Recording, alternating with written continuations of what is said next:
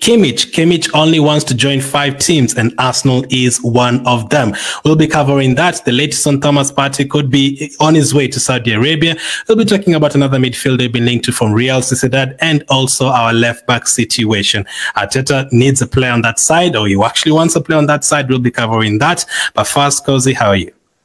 I'm fantastic. I'm doing well. Welcome back. I mean, there was a little blip where you disappeared from us, but welcome back to the podcast, guys. Thank you so much for the love. Thank you so much for subscribing and loving the content.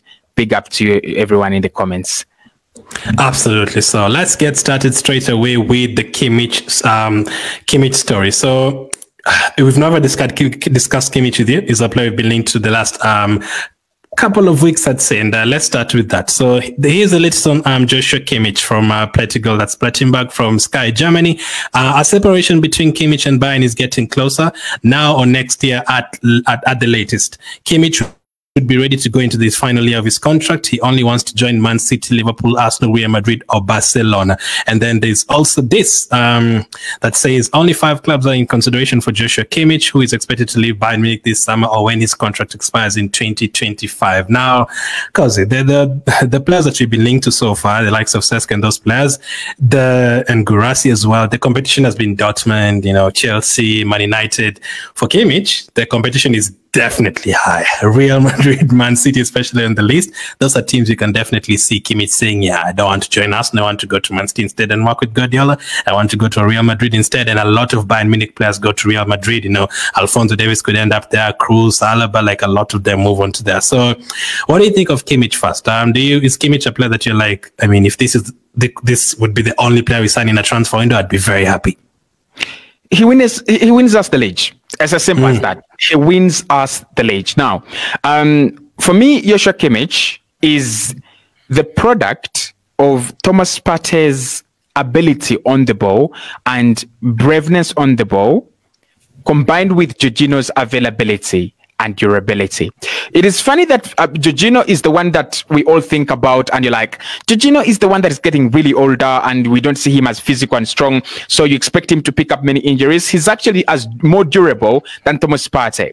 But when you think about Thomas Partey, and when you think about what he offers to this Arsenal side, Arsenal, you would think, would really struggle to find a player who replaces him. I've looked at João Neves today for Portugal, not a bad player, but I think he's so far away from what Thomas Partey is. Look at João Palhinha as well. I like him, but I think he's also very far away.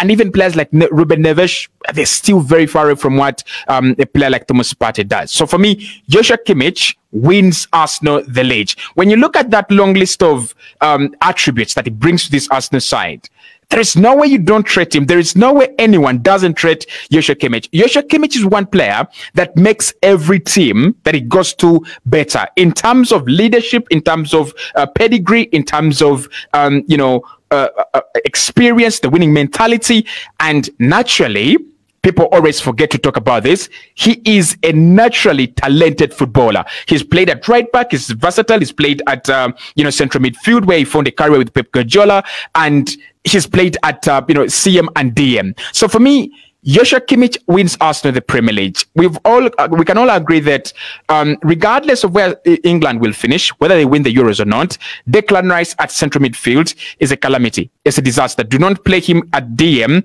Play him in the number 8 in the CM. He will do a lot of good things there. He will do a lot of good work there. So for me, at the moment, Joshua Kimmich is one of the players I would rate highly in terms of DMs on the market. Like, I'll rate him at number 1, number 2, and anyone that comes, in the list would come at like number 4, number 5. Because for me, I don't see where you get a player for Joshua Kimmich's build. We'll talk about how much he will cost, but think about a player that has played for Bayern and he's won almost 6-7 titles, Bundesliga titles in a row. He has a Champions League as well. He's captained Bayern before. He's captained German before. On some occasions, he's 29. That pedigree is there. Champions League.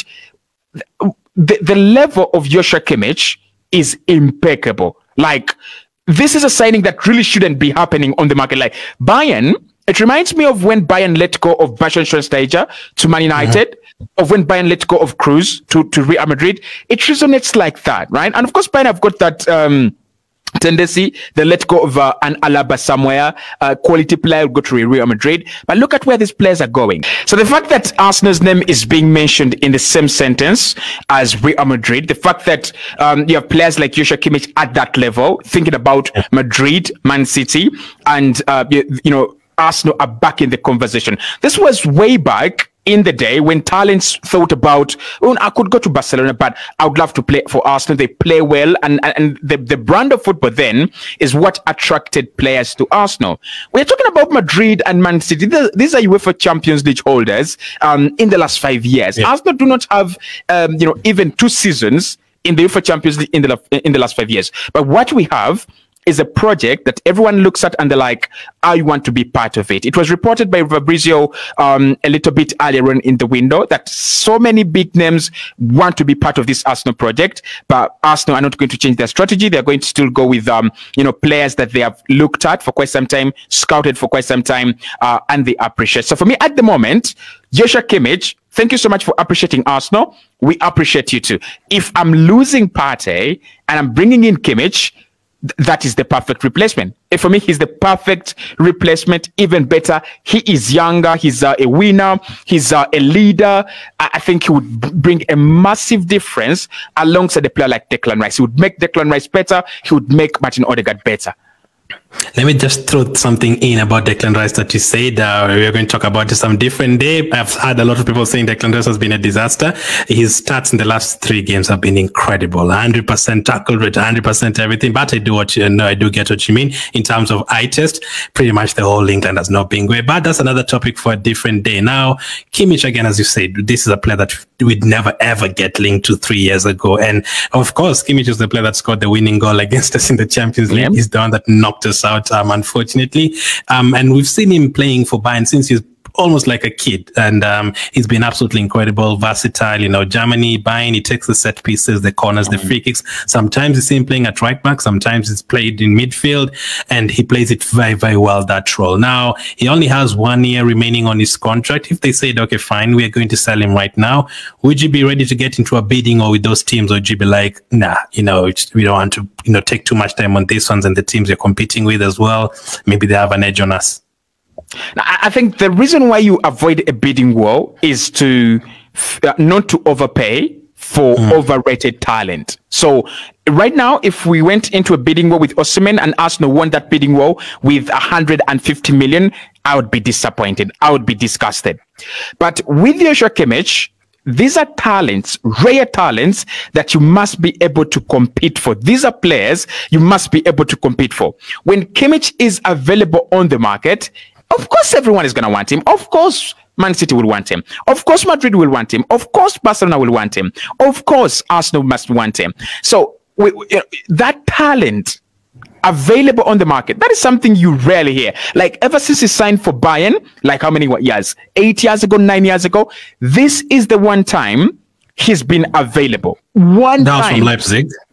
Exactly. Like he's been available once in a decade. And that's what we're talking about. These are talents that do not just appear, every single day. So yes, I'll be open for Arsenal to open, a bidding war, and I would be looking to win that bidding war, because it's not embarrassing to overpay for Kimmich. Like no one would ever say, oh my God, they overpaid for a UEFA Champions League winner. They overpaid for one of the best talents that Germany has produced at right back and midfield. No one can ever say that. So if you win it against Real Madrid and Man City, more respect than disrespect. Now, I'm going to ask you about money as well. How much would you be willing to pay for him? Because something that everyone will have to consider, and obviously Arsenal will consider, is about to turn 30. So I think in terms of resale value, I mean, after he plays for you, you probably lose him on a free and he goes somewhere to retire, probably, if he gets to 33, 34. So you're not really going to get any money for him. So how much would you be willing to spend on him, and how much in terms of wages would you be looking to put him on? Now, he's among the top earners at Bayern. He's earning around more than 200,000 a week. I'll be looking to give him around 270, 280,000 per week, because for me, I think he straight away walks into the most important category in this side. He comes in there, and you know he's that Van Persie signing that Ferguson brought in. Straight away walks into that Manchester United dressing room. I'm a goal scorer, and I'm that thing that you do not have. So you either respect me or you're getting nothing from me. So that is Kimmich. He walks in, and you don't expect Albert Samuel Lokonga to look at Kimmich and he's like, I think I can bully this guy. I think I can compete with this guy. So for me, around 270 to 280,000. Now, in terms of the price, there will be a bidding war, but what you've talked about is very, very crucial. Resale value. And I think clubs like Madrid are now rechanging and refocusing their strategies, the same as clubs like Barca. They're looking to sign younger players rather than older players. So at the moment, 2025, around there, that is the real value. But if there is a bidding war, I wouldn't really mind Kimmich at 30 million. I wouldn't really mind Kimmich at 35 million, because for me, I mean, we are the only club that really don't have such a player. Like, however much you wanna, we can spin the story. Man City having Kevin De Bruyne and Rodri, they're still the best midfield in Europe. And then when you look at Madrid, despite the fact that their midfield is young, they still have Cruz there, and they still have Modric and Tchouaméni there. So it's Arsenal that desperately need Joshua Kimmich. So for me, I would be willing to spend 20 to 25. If there is a bidding war, 30 to 35. I would stretch it to that level. And again, Kimmich is not a signing you bring in to sell in the future. There are signings you bring in to sell in the future. Gabriel Martinelli, 5 million from Ituano. Right now, if you want to make profit, please, suit yourself. 50 million in terms of profit. Emo Smith Pro, clean profit, pure profit. Edin Ketia, 50 million, 30 million, pure profit. But Kimmich is the kind of signing you bring in. He reminds me of the Thomas Partey signing. Arsenal never signed Thomas Partey or Jorginho to sell them in the future, never. When you sign Partey at 28 and you're rebuilding, you're looking to rebuild this new project around him. And it was very clear that from day one, the Arsenal were going to sign younger players and place them around this very experienced magnet and metronome in midfield in Thomas Partey. He's done his job, and we cannot say that he's not done it, because right now Arsenal are among the best teams in Europe. So how about we bring another more reliable metronome in midfield? So Kimmich, you sign Kimmich for signature titles. You don't sign Kimmich for resale value. You sign him for, we have won this and this. We bring him to win this, to win us this and this and this and this. I think Pep is one manager that actually did that with players like Kovacic. I think Kovacic was a very, very strategic signing. No one thought, they were going to go for Kovacic. We all thought Paqueta, Guimaraes. He went and signed Kovacic. And what Kovacic does is, you're not going to sign him for 40 million later on. No, not really. But what he does is, he just comes in with all his experience, with all his, whatever he's done, and fits in there. That's Kimmich. Now, a quick one on him, because you mentioned the likes of Kroos. Kroos is obviously now retired. Do you think it would be a perfect replacement for him? Okay, just a quick one. Apart from Arsenal there, which team do you think you'd fit perfectly right now in terms of less competition and it goes straight into the team? Madrid, I think he fits in there. Liverpool, 100%. Yeah, Liverpool definitely plays, yeah. Barcelona, 120% fits in there. So it's and only Arsenal, apart from Arsenal. It's only City. It's only City. And of course, we have to remember that the man that turned him into a midfielder is at City. Yeah, so that's why I think they have that advantage now. Last on him, because you said he definitely wins us the league when he comes in. Absolutely. Do you think it's as straightforward as that, or do you think, he might come to the Premier League and then he's up against Onana or Sushek and he can get bullied a bit in midfield, and, close to 30 and, he doesn't actually turn out to being what you thought he was going to be? They don't get anywhere close to him. His footballing IQ as a player, first and foremost, his footballing IQ as a player is crazy, really crazy. Just go and rewatch that goal he scored against Arsenal. He makes a run that not even centre forwards make. He makes a run that he knows that ball is going to be from right back. Yeah. From right back. He knows that ball that ball is not going to be easy to cross. And if it's crossed back, we have tall centre backs.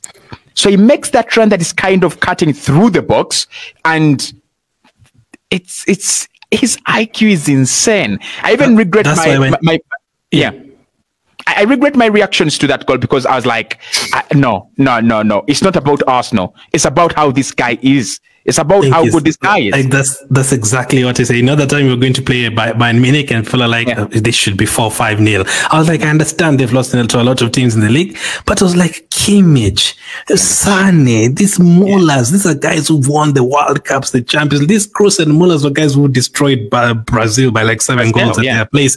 Kimmich, as you say, the IQ is there, and then you add Alphonso Davies' pace, Neuer's experience, and best goalkeeper for a lot of years. I was like, this is not an easy team, but yeah, I totally understand. He's absolutely incredible. So this is a player we definitely get. Now, is he going to be a replacement, or is he going to be a player that comes to work with this player?